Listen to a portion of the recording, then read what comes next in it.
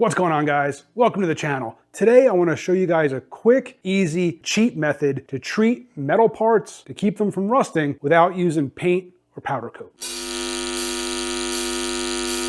So what I've got here are just a couple of different examples of parts that I'm going to do this to. So I've got some sheet metal here. I've just cut these little squares out, sanded them down. I got this piece of, I believe it's a cold rolled rod, solid rod. I actually pulled it out of this bin of like old rusty scrap bits that I cut in half, and then I cleaned it up on the wire wheel and then wiped it down with acetone. I got a couple of nuts and bolts, and then I've got a piece of, I guess it's like an exhaust hanger bracket. All these parts have been kind of cleaned up with a wire wheel or with like a flap disc or something like that, and then wiped down with acetone to prep them. And what I've got is two different solutions. So this solution here on the left is boiled linseed oil, and then this one on the right is WD-40. Now, you could also do this with vegetable oil, you can do it with old motor oil, plenty of different ways to do this, and what we're gonna be doing is hot bluing. All right, so what hot bluing is just the process of heating a metal part to between 300 and 400 degrees Celsius, which is about 550 degrees Fahrenheit or so, give or take. There's no exact science to this. You just don't want it like glowing red hot. You heat the metal up, and then once it's at temperature, is you drop it into your oil, linseed oil, WD-40, old engine oil, cooking oil, vegetable oil, whatever the case is. There's a lot of different options out there. Now, what you don't want to do is you don't want to do this to any hardware that's going to take a significant load. So, if you got like a grade 8 bolt and you've got, let's say engine mounting bolts, you don't want to hot blue those parts. You can cold blue them, whole different process, but you don't want to hot blue them. What's going to happen is you heat that metal up, now you're changing the structure of that metal, and you could actually affect the strength rating of that metal by heating it up. So, like engine bracket bolts, like alternator bracket bolts, those should be fine. You just don't want to do it to anything anything that's structural, anything that's going to take like a real load.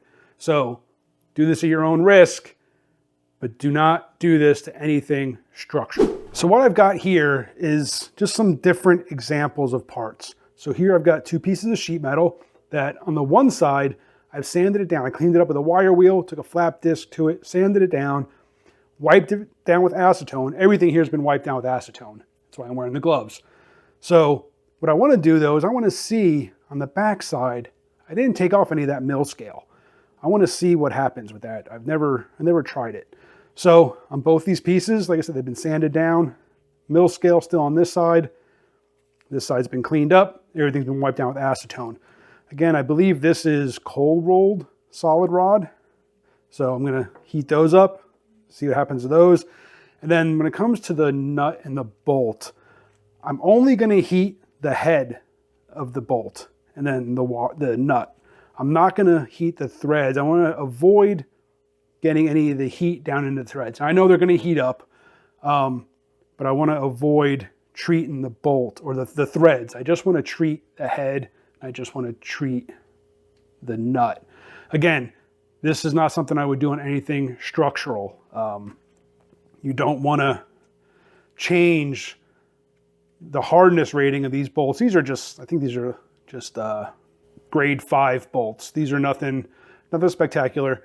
But by heating it up, you're going to change the hardness rating of that bolt, and therefore it's not going to be a true grade 5 or grade 8 bolt if you get it too hot and change that structure. So don't do this to anything structural. And then finally, I got this, just an exhaust hanger bracket that I've cleaned it up, sanded it down, wiped it down with acetone. And whichever one of these turns out better, then I'll do with this. Let's get started.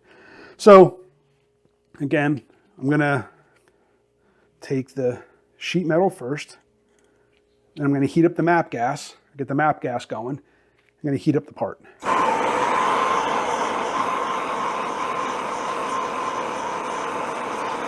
Now you see it's starting to change color.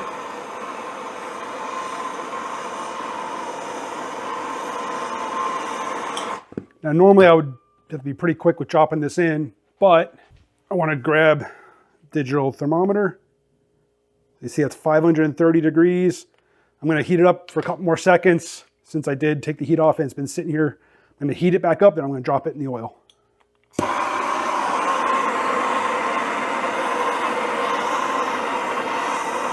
You want to try to evenly heat it. Now I know this one corner is not going to get hot, but overall you should be able to see the effect. All right, I've got the heat off. Again, the thermometer. It's a little hot, so I'm going to let it cool off a little bit. It's at 730 degrees, 700 degrees. I'm going to go ahead and drop that in. All right, while that's cooling and cooking in the oil, I'm going to go ahead and do the other one. Like I said, and that one is linseed oil. That's WD-40.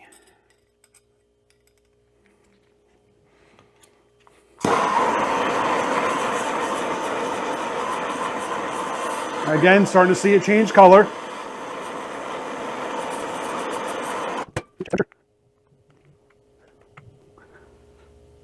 We're at 730. All right. Drop it in.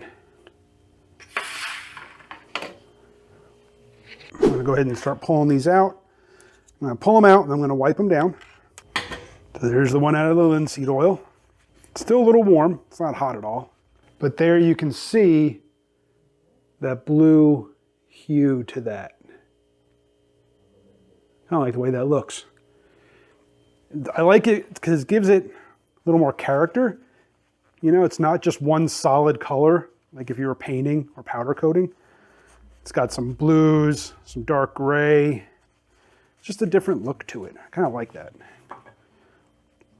And then as far as the unsanded side, this still has the mill scale on it. So you can see that. Still got some oil kind of residue on it. Wipe it down some more and really dry it up. But let's pull the one out of the WD-40. So the one in the WD-40 looks almost identical to the one in the linseed oil. It's still a little damp, little residue on it. But there you can see again, it's got a nice blue hue to it. As far as the side still has mill scale, you can see that. So now, normally like mill scale, when you rub it with your hands, would, you know, obviously make your hands dirty. Now it's kind of like locked in there. None of this is going to wipe off. And I'll show you with a clean rag here once I get these really cleaned up. All right, so here's what I want to do, guys. I'm going to get a nice clean rag. All right, now I've got the sheet metal here that I actually cut those pieces from. All right, so it's all still got mill scale on it, everything. This is the piece that those two pieces of sheet metal cut out of. If I were to take this and wipe this with a clean rag,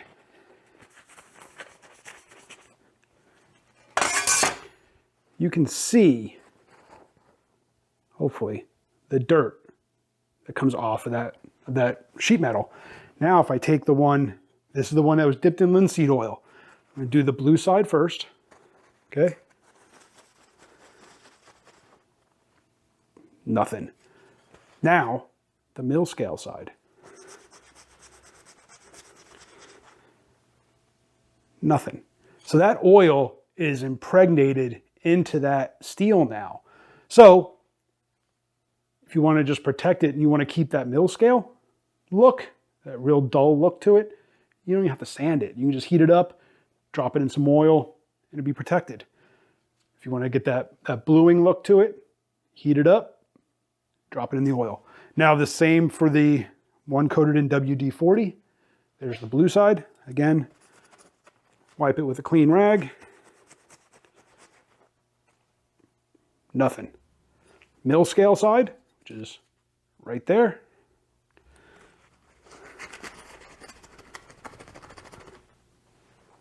Nothing on the rag, guys. Now, like I said, that oil is impregnated into that steel, protecting it. All right, let's go ahead and do the cold rolled solid rod. Do the same thing. I'm just going to hang on to it with a pair of pliers and heat it up.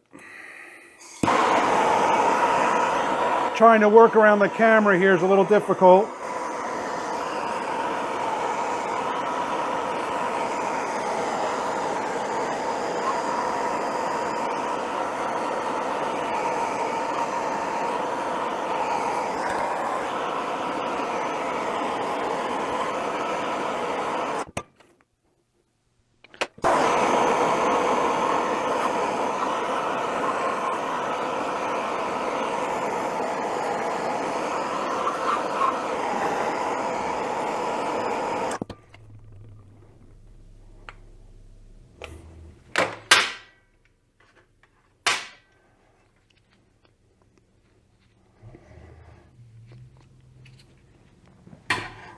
Now we'll do the same thing with the other one for the WD-40. All right, so while those cold rolled solid rods cool in the oil for a bit, because those took a while to heat up, they're gonna take a while to cool, I'm gonna go ahead and do the nut and bolt. Now, for the bolt, I'm gonna try to heat just the head.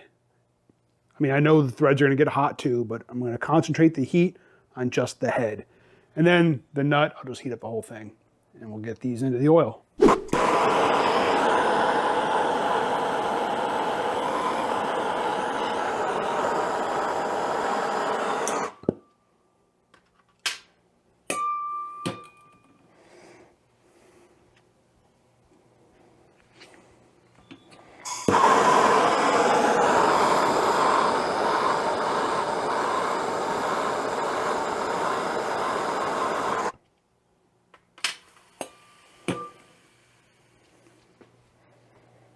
All right, guys, so there you can see the results of the two different quenchings.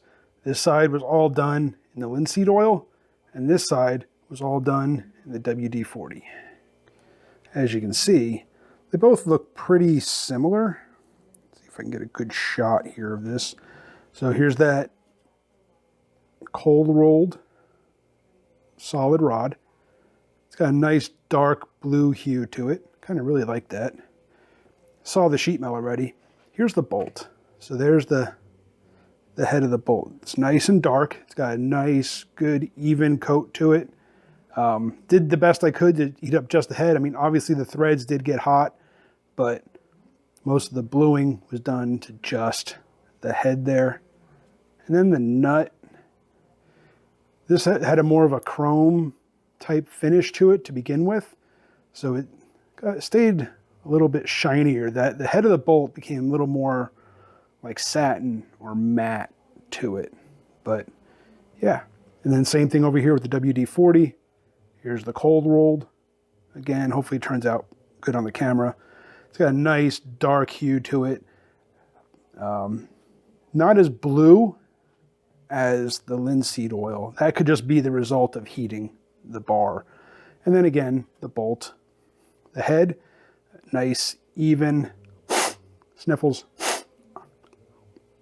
a nice, even coat to it. And again, the threads didn't really get affected. I mean, they got hot, but, and then the nut itself is a little more matte than the linseed oil one.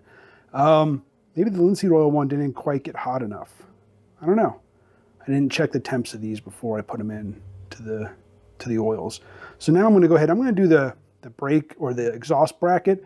I think I'm going to do it with the linseed oil. All right, so let's go ahead and get that last bracket out of the linseed oil and see how it all turned out. All right, it might still be a little warm, so let's use the pliers here to get it out.